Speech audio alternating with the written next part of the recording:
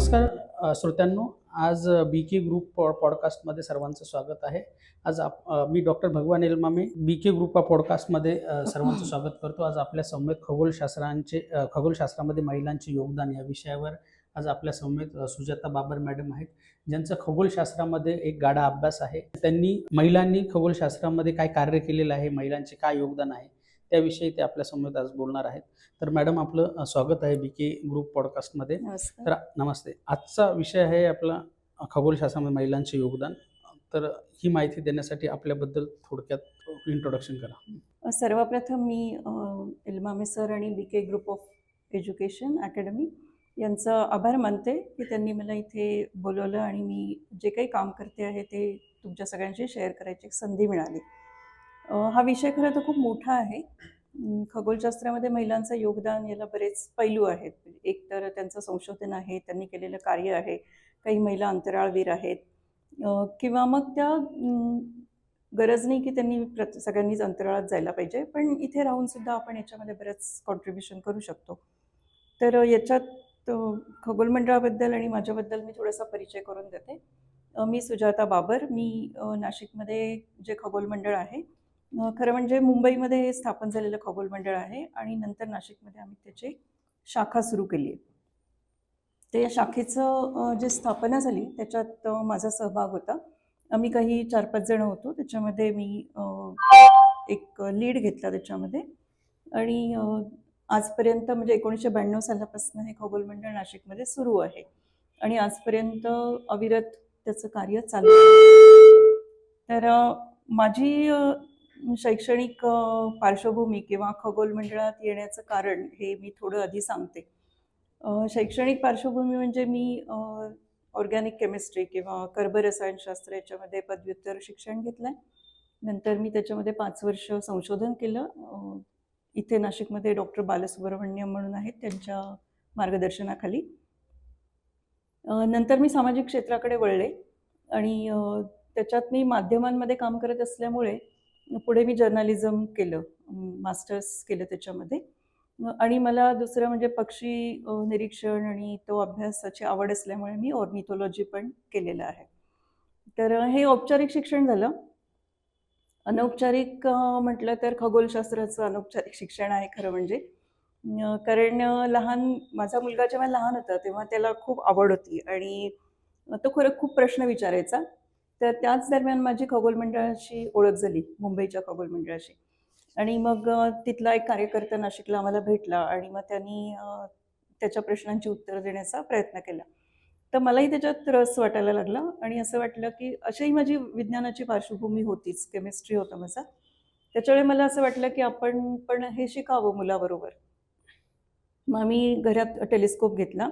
समविचारी काही लोक होतीच, म्हणजे त्याचे मित्र होते आणि शिवाय आम्ही असा विचार केला की त्याला एकट्याला दाखवण्यापेक्षा आपण अजून मुलांना इन्व्हॉल्व करू याच्यामध्ये.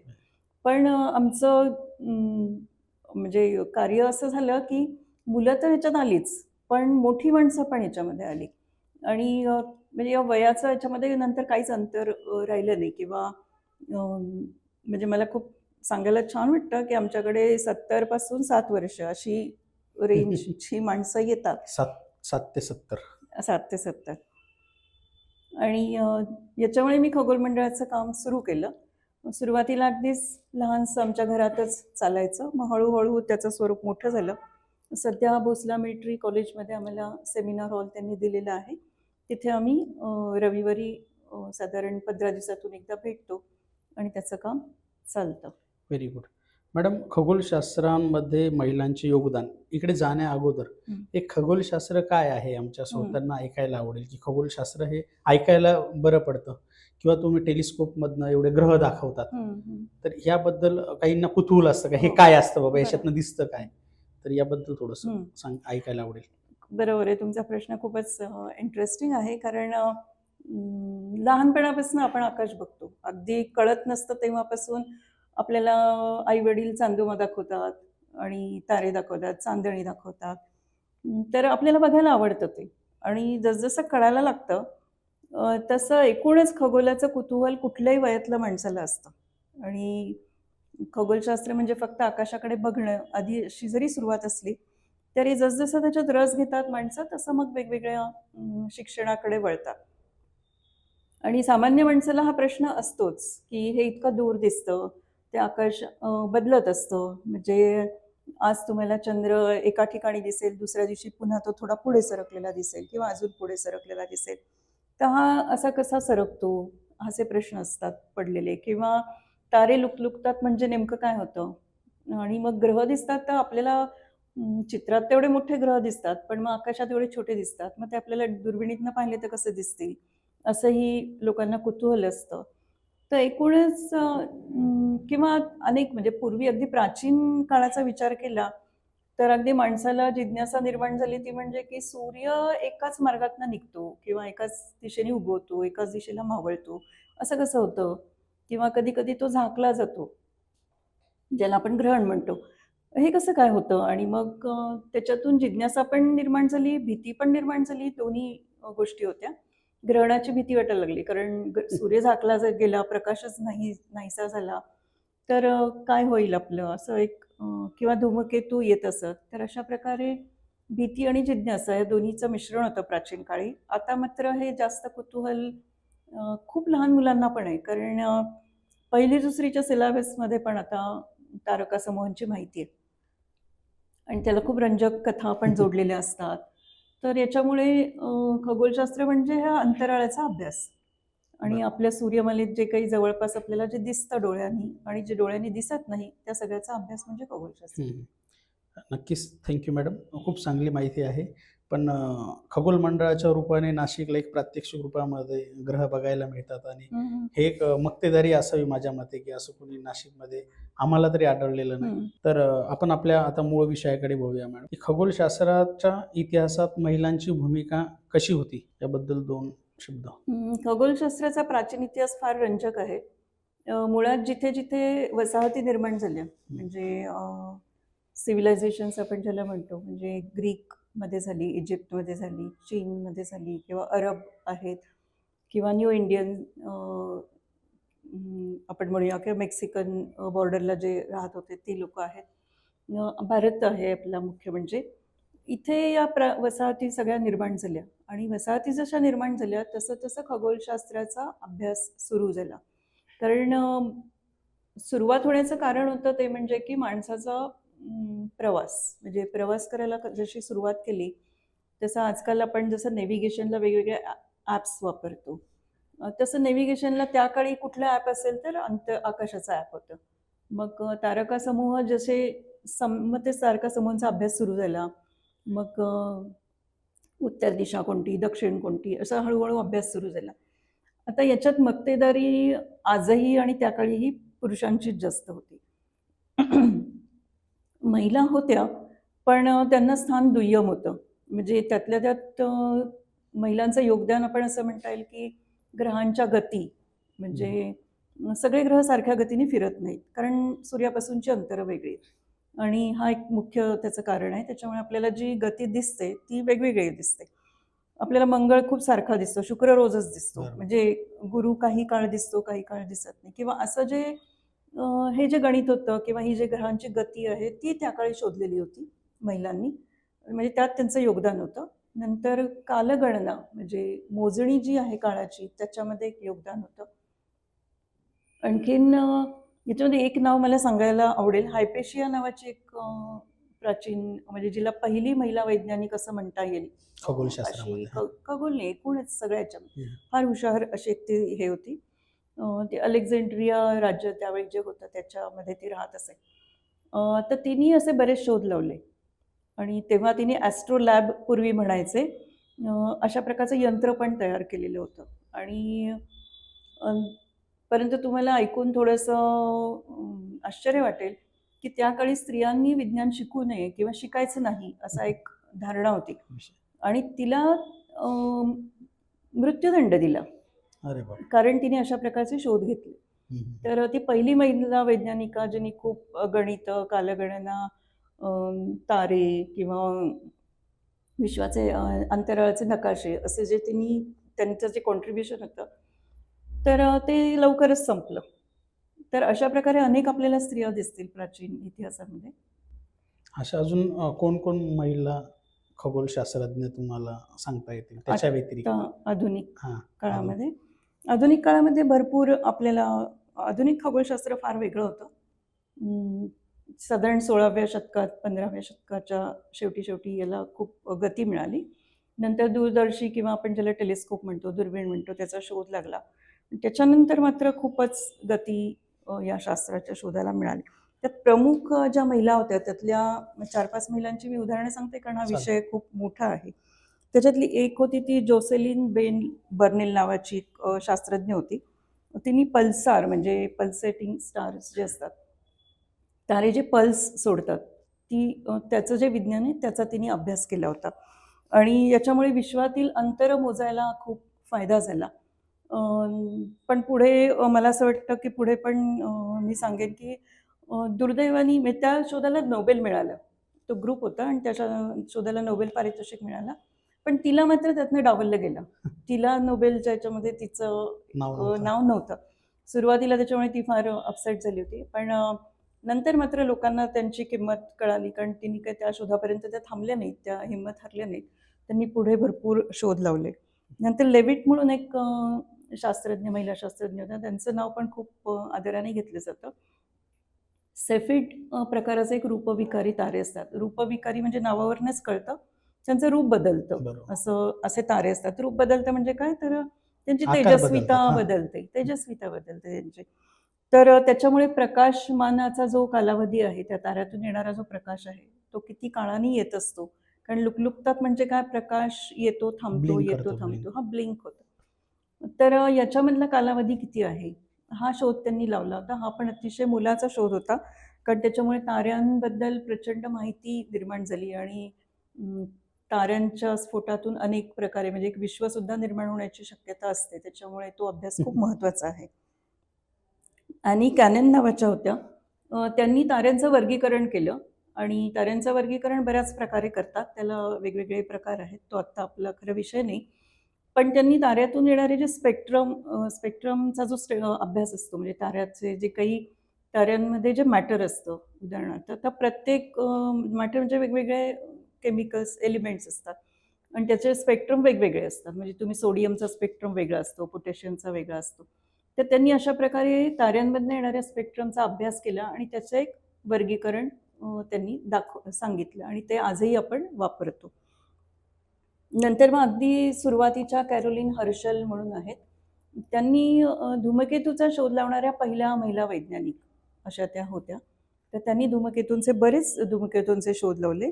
वेरा रुबिन म्हणून एक खूप प्रसिद्ध खगोलशास्त्रज्ञ आहेत. त्यांनी डार्क मॅटर म्हणजे सध्याचा हा अत्यंत आवडीचा विषय, किंवा आवडीचा म्हणण्यापेक्षा सध्या खूप ज्याचा अभ्यास होतोय तो असा विषय आहे की विश्वामध्ये डार्क मॅटर किंवा कृष्णद्रव्य ज्याला म्हणतात, जे आपल्याला दिसत नाही. आता आपल्याला कमी दिसतं ना, म्हणजे आकाशात बघितलं तर आपल्याला सगळंच दिसत नाही, तर अंधार खूप असतो किंवा डार्क खूप आहे आकाश.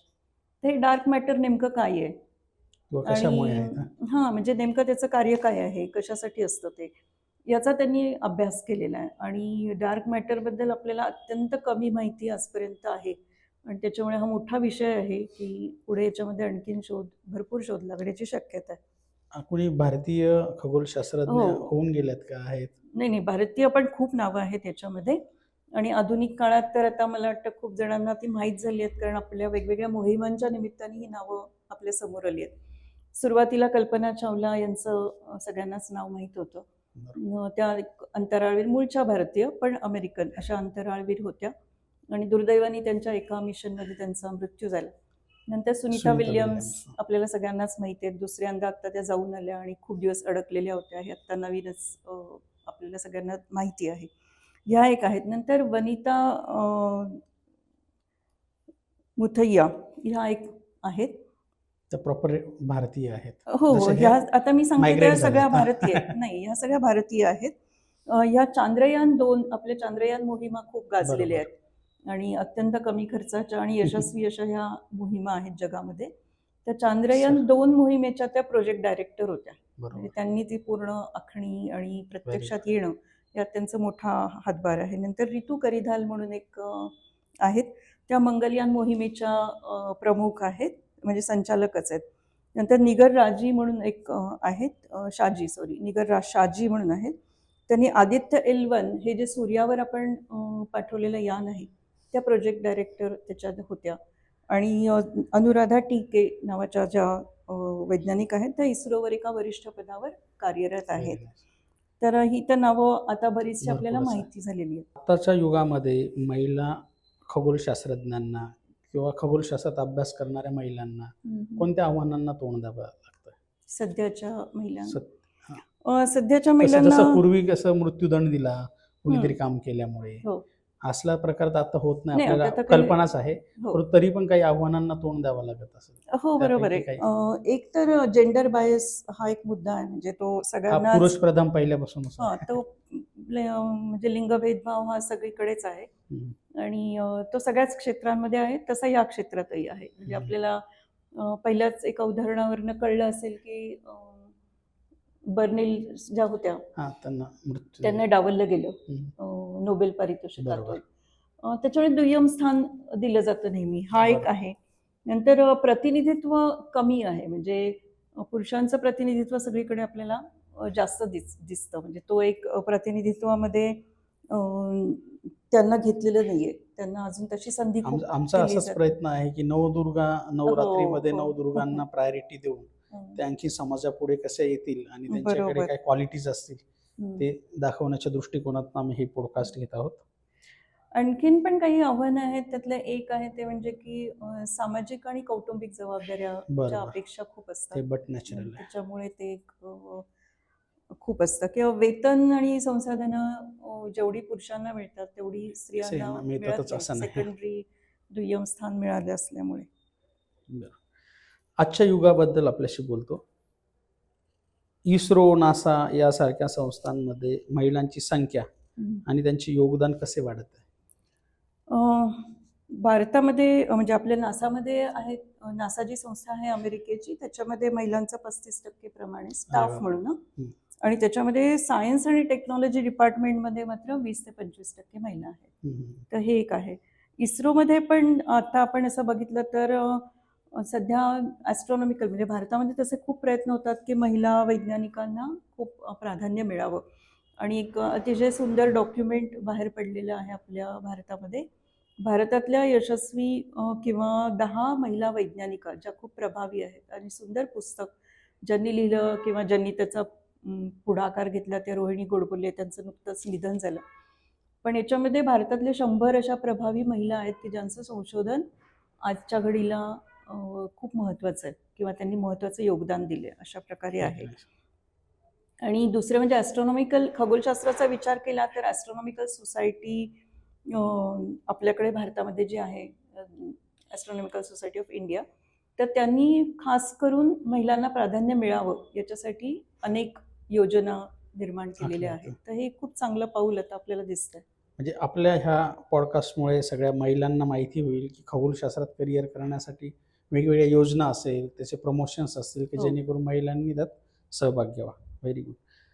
अजून एक असा प्रश्न आहे आजच्या युगातील, डिजिटल युगात मुलींना खगोलशास्त्रात करिअर करणं सोपे झाले आहे का किंवा कसे?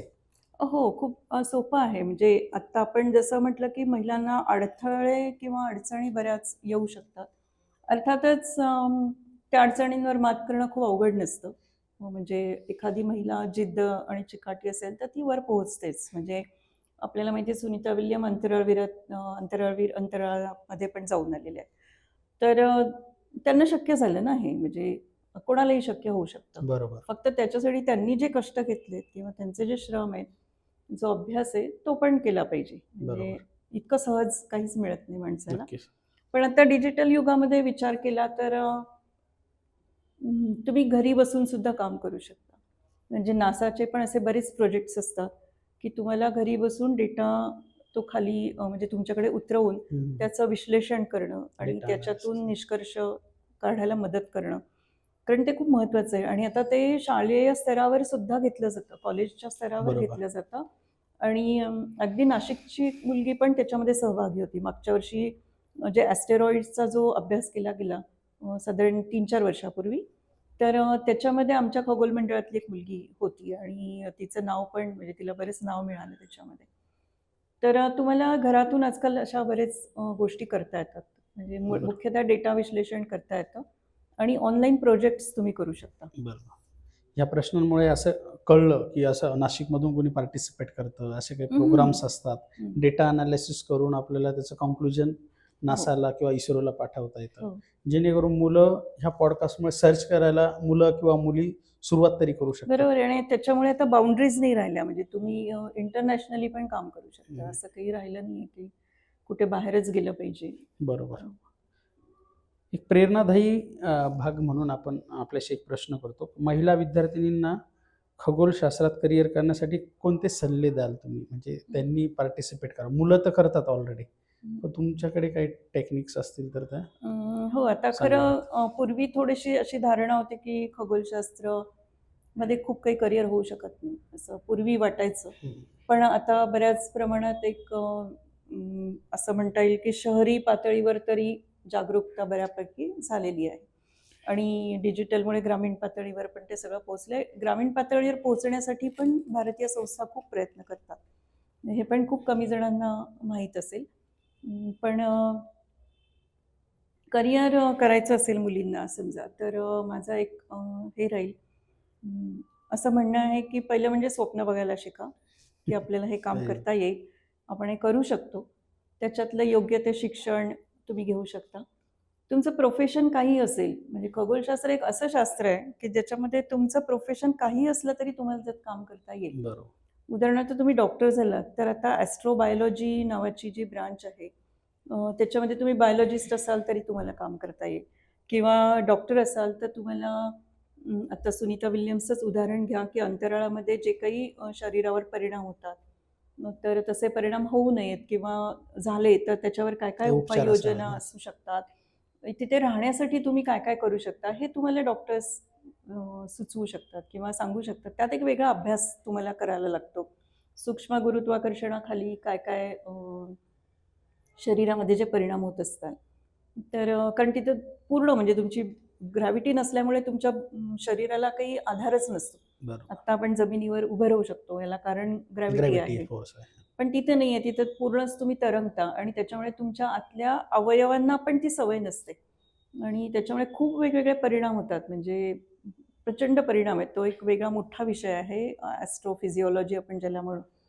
तर त्याच्यामध्ये डॉक्टरांचं खूप मोठं योगदान आहे. इंजिनिअरिंग तर सगळ्याच ॲस्ट्रॉनॉमीमध्ये तुम्ही नक्कीच. कुठल्याही मोहिमेत जा, तुम्हाला बारीक-सारीक इंजिनिअरिंगपासून सगळं गोष्टी लागतात. आर्किटेक्चर लागतं. कुठलीच शाखा अशी नाही आहे, की तुम्ही त्याच्यात जाऊ शकत नाही. अगदी माझ्यासारखं जर्नलिस्ट झालात तरी तुम्ही त्याच्यामध्ये खूप लिहून प्रसार करू शकता, माहिती बरोबर. पुरवू शकता लोकांना. त्याच्यामुळे कुठल्याही प्रोफेशनला ह्याच्यात आडकाठी नाही आहे मुख्य म्हणजे. आणि दुसरी गोष्ट त्याच्यात खूप अभ्यास केला पाहिजे कुठलंही प्रोफेशन निवडलं तर. ॲस्ट्रॉनॉमीमध्ये जायचं असेल तर तुम्हाला फिजिक्स, मॅथेमॅटिक्स, स्टॅटिस्टिक्स असे काही बेसिक सायन्सेस जी आहेत, ती पक्की पाहिजेत. बरोबर. त्याच्यामुळे त्याच्यात जिद्द चिकाटी ठेवणं गरजेचं आहे, सातत्य ठेवणं गरजेचं आहे अभ्यासामध्ये. खगोलशास्त्राचा अभ्यास करणं पण आवश्यक आहे. म्हणजे मी एकच ब्रांच निवडली तर तेवढंच बघेन असं नाही. तर एक बरोबर. होलिस्टिकली त्या विज्ञानाकडे बघितलं पाहिजे. तर पण कोणीही काही करू शकतं. म्हणजे बरोबर. ठरवलं तर आपलं स्वप्न पूर्ण करणं अवघड नसतं. नक्कीच. आपण आपल्या अंतिम प्रश्नाकडे वळण्याच्या अगोदर आपण ज्या क्षेत्रात आता अध्यक्ष म्हणून हं, कामगिरी स्वीकारलेली आहे, जसं की खगोल मंडळामध्ये हं. पहिली महिला अध्यक्ष असावी माझ्या मते 1985 पासून. आधी मला आहेत माहीत नाहीये. झालेल्या. आहेत आधीच्या हां, हां. पण आहेत. तर तुम्ही खगोल मंडळासाठी नवीन काही कार्य करणार, जसं काहीतरी तुम्ही हं. यशवंतराव चव्हाण मुक्त हो, हो. विद्यापीठाबरोबर पहिल्यांदाच एका एवढ्या मोठ्या महाराष्ट्रातल्या हं, विद्यापीठासोबत समझोता करारनामा केला. हं, तर असे अजून काही तुमच्याकडे पैलू असतीलच, पण हं. त्याचबरोबर आमच्या दर्शकांसाठी खगोल मंडळामध्ये सहभागी झाल्याचा काय फायदा होईल किंवा हो, कसे लोकं ते सांगेन. तारे बघू शकतात त्याबद्दल चालेल. सांगा? सांग पहिली गोष्ट म्हणजे मी खरं म्हणजे खगोल मंडळाचा मला खूप अभिमान वाटतो, की आमच्याकडे महिला अध्यक्ष पहिल्यापासून आहेत व्हेरी आणि गुड. महिला खूप चांगलं काम करू शकतात हे आधीच्याही अध्यक्षांनी खूप दाखवून दिलेलं आहे. आणि मी असं म्हणेन की खगोल मंडळात एक खूप चांगला प्लॅटफॉर्म आहे. मुख्य म्हणजे तुम्ही काही अकॅडमिक शिक्षण जरी घेत असाल खगोलशास्त्राचं किंवा फिजिक्समध्ये किंवा केमिस्ट्रीमध्ये, तरीसुद्धा तुम्हाला खगोल मंडळात येऊन निश्चित एक फायदा होऊ शकतो. काही फायदे म्हणजे आमची व्याख्यानं असतात. तर ती व्याख्यानं ऐकून पण बरंच शिक्षण होतं किंवा तुम्ही येऊन म्हणजे जे पार्टिसिपेट करतात किंवा येतात आमच्याकडे त्यांनाही व्याख्यानाची संधी मिळते आणि त्यातून बरंच शिक्षण होतं. म्हणजे संदर्भ कसे बघायचे, त्यातलं कुठला पॉईंट महत्त्वाचा आहे, तो प्रेझेंट कसा करायचा किंवा स्टेजवर कसं उभं राहायचं, एखादं प्रेझेंटेशन करताना त्याला काय प्रायोरिटाईज केलं पाहिजे. म्हणजे हे बरंच शिक्षण आहे जे काय म्हणतो त्याला आपण खगोलशास्त्राव्यतिरिक्त खगोलशास्त्राव्यतिरिक्त एक परिपूर्ण, हां. व्यक्तिमत्व विकास एक प्रकारचा होऊ शकतो. तर हे पण एक काय म्हणायचं त्याला आपण साईड इफेक्ट म्हणतो सर्वांगीण तसा एक विकासासाठी तो एक होतो. खगोल मंडळ हो, अभ्यास आणि करते. खगोल मंडळाचे जे कार्यक्रम आहेत त्याच्यात मुख्य म्हणजे आकाशदर्शनाचा कार्यक्रम असतो. रात्रभर आकाशदर्शनाचा कार्यक्रम असतो. त्याच्यामुळे त्यांची ऑनलाईन लिंक ओपन होते. हो, म्हणजे ऑनलाईन ते वेबसाईटला पण असतं. असते ती. वेबसाईटलाही असतं. आमच्या खगोलमंडळ.com नावाची वेबसाईट आहे. हम्म, हम्म. तर त्याच्यामध्ये तुम्ही बघू शकता आणि केव्हाही कार्यक्रमाला येऊ शकता. तो अतिशय मला असं वाटतं आमचं एक युनिक असं एक आयडेंटिटी आहे. म्हणजे आम्ही इतके वर्ष करतोय. आता नवीन लोकं काही आली त्याच्यामध्ये. पण सर्वदूर पोहोचलेलं म्हणजे आदिवासी भागापासून आम्ही काम करतो याच्यामध्ये. त्याच्यामुळे आणि त्याच्यात येऊन निश्चितच ज्ञानाची माहिती प्रत्यक्ष बघायला मिळतं. म्हणजे ऑब्झर्वेशनल ॲस्ट्रॉनॉमी जी आहे, तो भाग खगोल मंडळात खूप मोठ्या प्रमाणात केला जातो. आणि तुम्ही म्हणालात तसं आम्ही मुक्त विद्यापीठाबरोबर एक त्यांचा ऑप्शनल 2 क्रेडिट कोर्स, हां, 2 क्रेडिट इलेक्टिव्ह कोर्स जो कोर्स आहे 2 क्रेडिटचा, तो तो आम्ही तयार केला आहे. नवीन शिक्षण हो. धोरणानुसार तुम्ही हो. तो तयार केलेला आहे. नवीन शिक्षण धोरणाप्रमाणे तयार केलेलं आहे. आणि मला वाटतं प्रथमच मुक्त विद्यापीठात ॲस्ट्रॉनॉमी फॉर बिगिनर्स असा एक कोर्स Very good. आम्ही लॉन्च करतोय. तर ह्या पॉडकास्टमुळे सगळ्या श्रोत्यांना, विद्यार्थ्यांना माहिती होईल की एक नवीन कोर्स आहे. बरोबर. खगोलशास्त्रामध्ये इंटरेस्ट आहे, काही कला, वाणिज्य, विज्ञान किंवा काही इतर विद्याशाखा असतील तिथे प्रिपरेशन करणाऱ्यांना पण खगोलशास्त्रामध्ये एक 2 क्रेडिटचा कोर्स करता येईल. हे आपल्यामुळे शक्य झालं विद्यापीठाला. खूपच चांगली बाब आहे.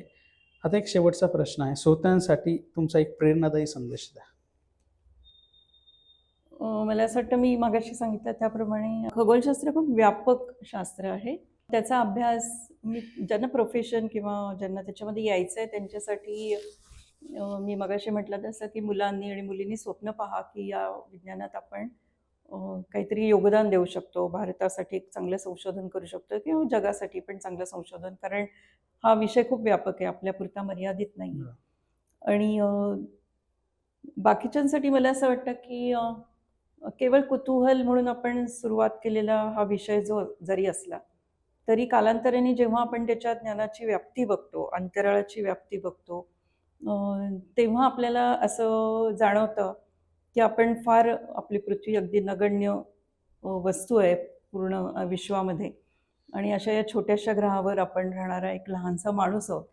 आणि आपल्याला जो अहंकार असतो की माझं शिक्षण इतकं आहे, मला एवढी प्रसिद्धी आहे, माझ्याकडे एवढा पैसा आहे, माझं इतकं नाव आहे, हे सगळं गळून पडतं. आणि तुम्ही जरी वर बघत असला तरी तुमचे पाय जमिनीवर राहतात. ही या शास्त्राचा खूप मोठा फायदा आहे. त्याच्यामुळे ही एक जाणीव जी माणसाला प्रगल्भ करते, तर हा एक खगोलशास्त्राचा फायदा आहे. त्याच्यामुळे मी असं सांगेन की याचा अभ्यास करणं हा छंद म्हणून सुद्धा एक खूप चांगला पर्याय आहे. आजकाल जीवनामध्ये एवढं स्ट्रेस असतात आपल्याला, अत्यंत वेळेचं खूप आपल्यावर खूप प्रभाव आहे की पटकन पुढे गेलं पाहिजे, पटकन सगळ्या गोष्टी झाल्या पाहिजेत, याचाही एक स्ट्रेस असतो. तर स्ट्रेस खूप वाढलेला आहे आणि त्याच्यामध्ये आपल्याला रिलॅक्स व्हायचं असेल तर आपण खूप नैसर्गिक आहे की कुठेतरी जाऊन मस्त झोपतो आणि आकाशाकडे बघतो. तर त्याच्यामुळे हा छंद जोपासणं याच्यामधनं एक मानसिक शांतता पण मिळते. तर तेही महत्त्वाचं आहे. म्हणजे जसं बौद्धिक विकास होतो तसा आपल्याला मानसिक विकासही आपला गरजेचं आहे. याच्यामध्ये नक्कीच छान होतो. खूप चांगलं. आज आपल्या समवेत सन्माननीय सुजाता बाबर मॅडम, अध्यक्ष खगोल मंडळ, ह्या उपस्थित राहिल्या. त्यांनी खगोलशास्त्रामध्ये महिलांचे योगदान या विषयावर खूप चांगलं मार्गदर्शन, त्याचबरोबर खगोलशास्त्रासोबतच सर्वांगीण विकास कसा असायला पाहिजे हे आमच्या श्रोत्यांना सांगितलं. त्याबाबत BK ग्रुप ऑफ एज्युकेशन आणि BK टाइम्स आपलं आभारी आहेत. धन्यवाद. थँक्यू.